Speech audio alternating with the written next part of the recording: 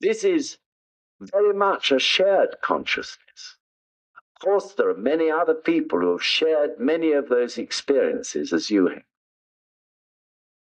So you could say it is the shared consciousness of the entire human race, and beyond that, which is contained in that area. So it's no wonder our dreams are such jumble. We're drawing in our dreams on that eighth consciousness, memories and things that have happened to us in the remotest past, as well as in the near future, as well as in the near past. And then finally, deep below that lies the ninth consciousness, which is the universal consciousness, the consciousness that is shared with everything in the whole universe, the Buddha consciousness, the universe that exists in us, in our oneness with the universe, the great universe itself, is the ninth consciousness.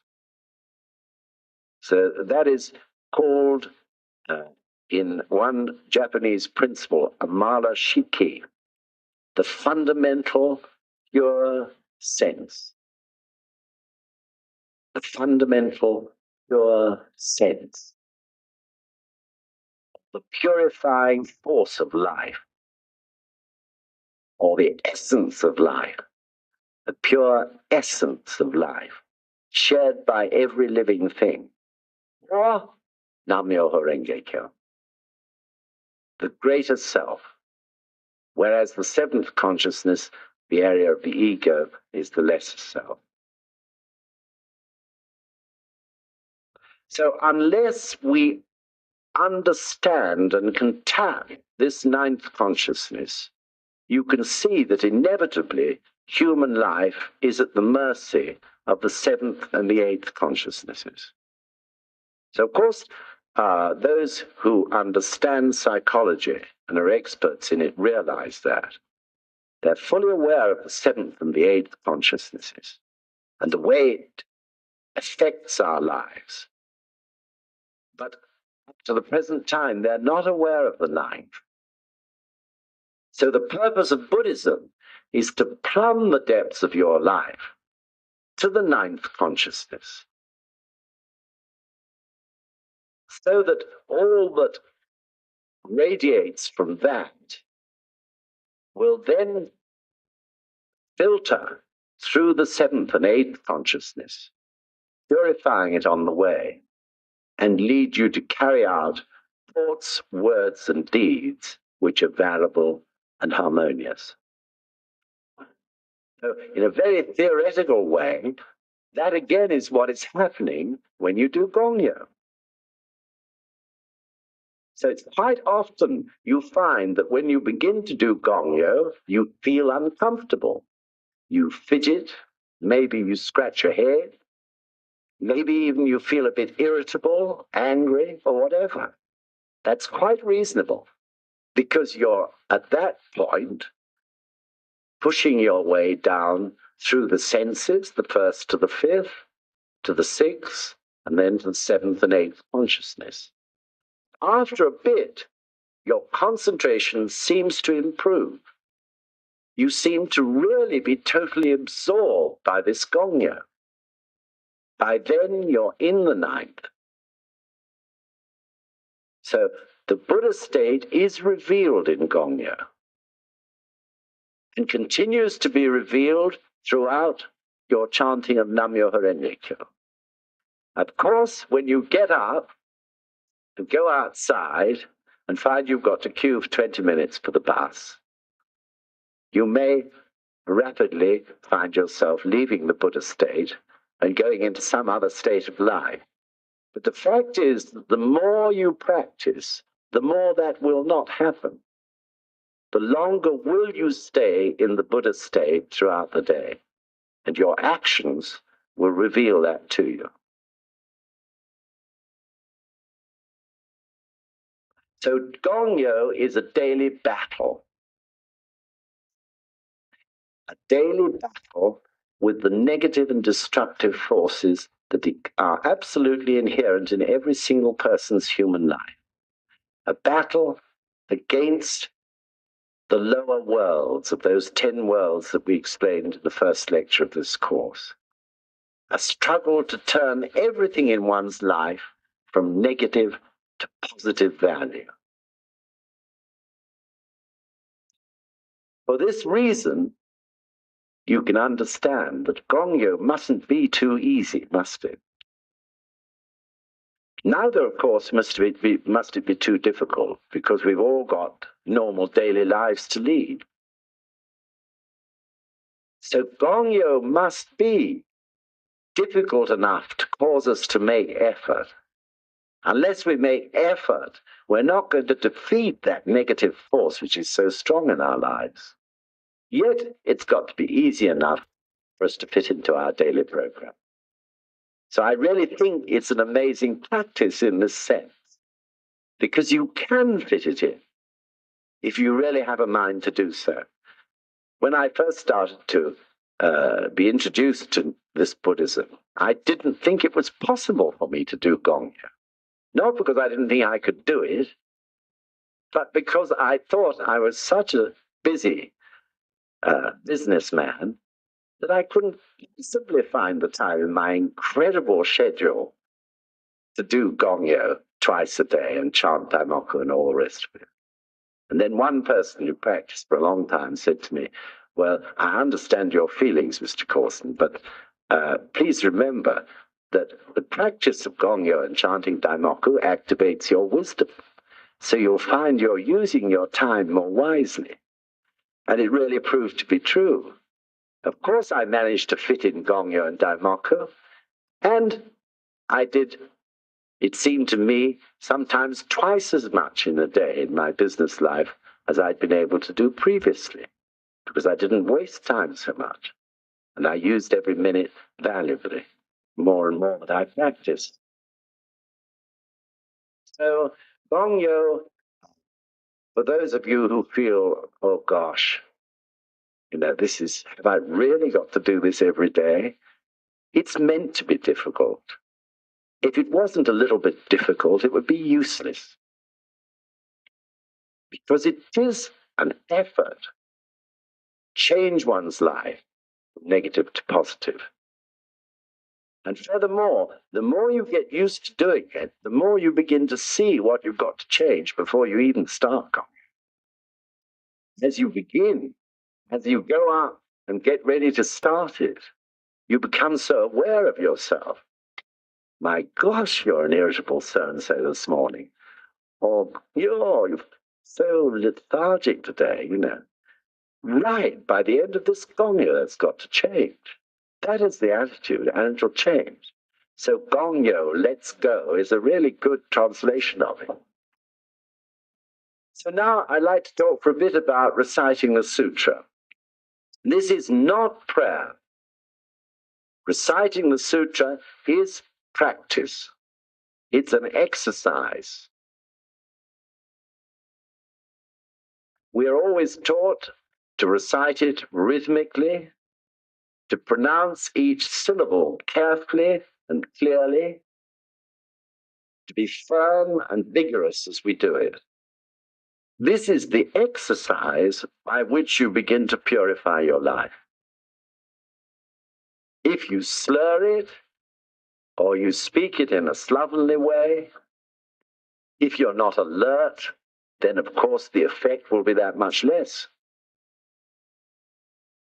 So of course the sutra has deep meaning. And it's very important it should have a deep meaning, otherwise you get fed up to the back teeth doing it after a couple of years. But the very fact that it takes you many, many, many years to understand every line of those chapters of the Lotus Sutra mean that you can never fail to become bored with what you're saying. Of course, it's also significant that what you're saying is in fact the very, in a brief way, the whole of Buddhist teaching. So of course it has immense meaning from that point of view. And of course, you can keep your interest in it always by trying to understand more and more what those words mean. But in fact, even if you don't understand one single word of what it means, it still has effect because it's an exercise. The exercise of practicing rhythmically, clearly, and strongly. So really this reciting of the sutra is leading up towards your silent prayers and your chanting of Nam-myoho Renge-kyo, purifying your life on the way. Someone said it's like the run before you actually leap over the high jump. You have to run, make more and more effort. Then you achieve your victory and go over the top. In a way, it's similar to that. So in the words of the Juryo chapter, the second of the two chapters that you recite, it says, Ishin yokken butsu, fuji shakushimyo. Ishin yokken butsu, fuji shakushimyo. You'll find it, I think it's on page 29 of the Gongyo book. So those words mean, in my great desire to see the Buddha appear in my life, I do not begrudge it in the least. In my great desire to see the Buddha appear in my life, I do not begrudge it in the least. Really, that is the spirit of Gongyo. In one's desire to advance and open up and develop the highest state of one's life, you don't begrudge the time it takes to do Gongyo. And you put your utmost into it. Really, those words express the spirit of Gongyo. Ishin yokken butsu, fuji shakushimyo. So the Hoben chapter, which is the first chapter you recite, is really the theory of the mechanics of life and of the existence of the state of Buddha in it, in every human life. And the Juryo chapter is Shakyamuni Buddha's own experience of Buddhahood, of the eternity of life and of Buddhahood. So, strictly speaking, you could say that the fact that we recite the Hoben chapter over and over again so often is expressing our praise of the Buddha's wisdom and of our expectation of revealing the same wisdom in ourselves. And reciting the Juryo chapter over and over again is again praise for all that we've learned through the Buddha's experience, through first Shakyamuni's experience, and then, above all, Nichiren Daishonin's experience, and our expectation of being able to experience the same enlightenment. So reciting the sutra, though it's an exercise, is praise.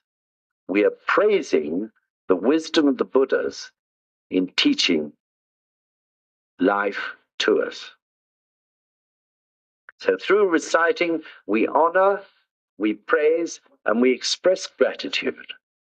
And Gongyo as a whole, you'll discover as we go on going through it, is really a ceremony of gratitude. Someone once said, gratitude is an area of life which you have, if you haven't got the key to it, causes you to miss an immense part of the joy and happiness of this world, or words to that effect. Gratitude opens the door to a huge area of life that one never realized before. Gongyo is very much a ceremony of gratitude for life.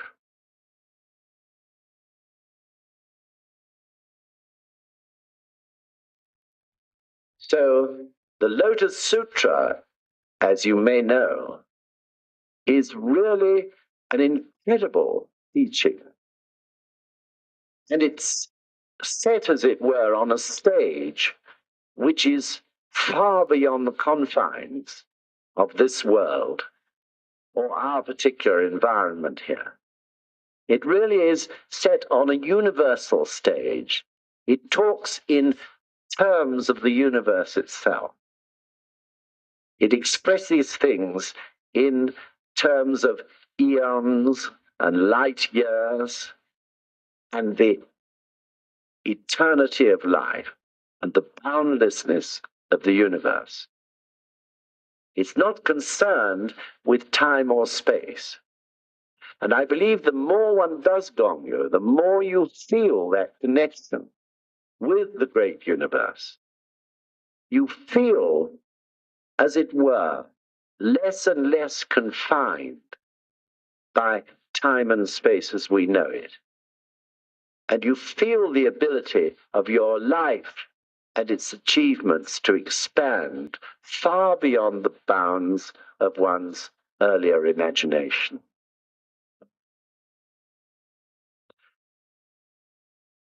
So, of course, since this is concerned with the rhythm of life, that's obviously a very dynamic thing.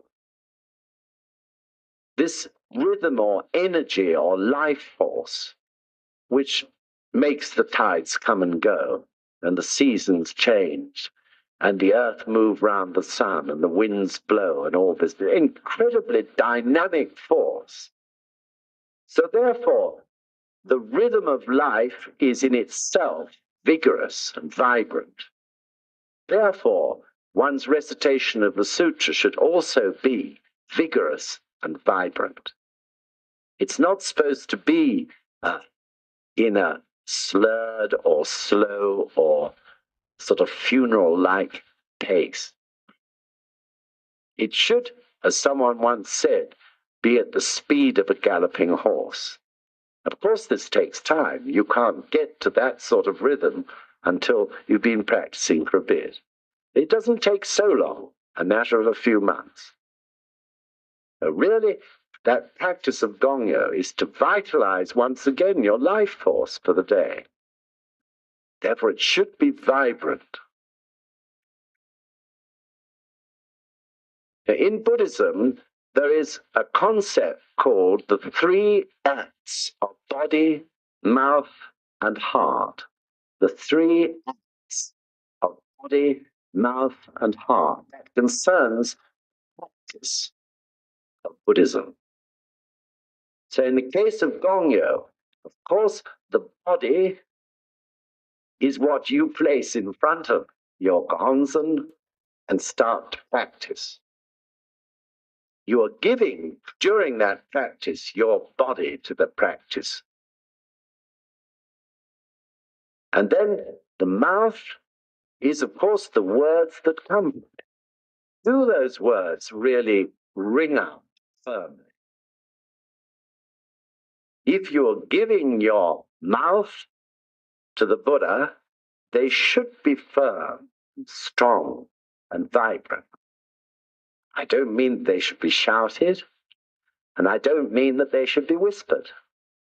I mean they should be firm and clear. And as one chants to the gonzen, the vibrations from your voice should, as it were, travel out to the gonzen, so that they return back to you and then go on out into the universe. A firm, clear, steady voice. This is giving, the act of giving your mouth. And the act of giving your heart, this, of course, is the most important of all. And that's where gratitude comes in once again. The very effort of doing this Gongyo is expressing your gratitude, expressing your faith in what the Buddha taught, because you're actually carrying out what he said you should do. So this gratitude, this desire to do it no matter what, even if one's feeling lousy when you get up, that is really the act of giving your heart. So in that giving, one should clear one's mind of any slander or hatred or bad feelings about anybody. And the process of reciting the sutra, you'll find in an amazing way that'll happen. Have some of you experienced times when some bad thought about somebody may come into your mind, and you'll find yourself starting to sneeze or cough? Something will stop you. Clear that thought from your mind. This is the natural process of purification, and the power of Gongyo to do it. Okay, enough for the sutras. Now, the silent prayer. 5 silent prayers, as I said, each preceded by reciting the sutra. In Japanese, the silent prayers are called Go Hanenmon. Go, Geo, Hanen, K-A-N-N-E-N, Mon, M-O-N. Go, Nen. So Go is the honorific prefix, as in Gohonzen, the honorable, if you like. And Mon means a passage or a sentence. Mon, a passage or a sentence. And Kannen means concentration of the mind or meditation with a purpose of attaining enlightenment. Meaning of Kannen. So the purpose of those silent prayers is to concentrate in absolute silence your whole life on whatever it is that's a particular silent prayer is. We'll briefly talk about that in a second. So this is not just reading. Of course, you do read the silent prayers. You need to read them to refresh your mind on the words and their meaning.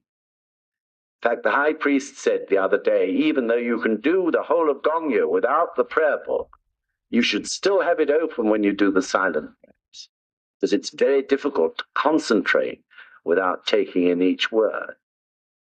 But it's not just reading, it's living what you read with your whole life. So, of course, in many religions, the silent prayers are the only practice. But in the case of Nichiren Buddhism, the silent prayers are a refreshment, a daily refreshment of your determination, a daily refreshment first of your gratitude for being alive and for the benefits of the practice of bringing you, and then your determination in return to do your own human revolution, to try to clear your life of unhappy karma, and in the process, make other people in your environment. So you're beginning to see now that the reciting of the sutra is an exercise to put your life in balance so that when you come to do the silent prayers, your life is purified and they have the greatest possible effect.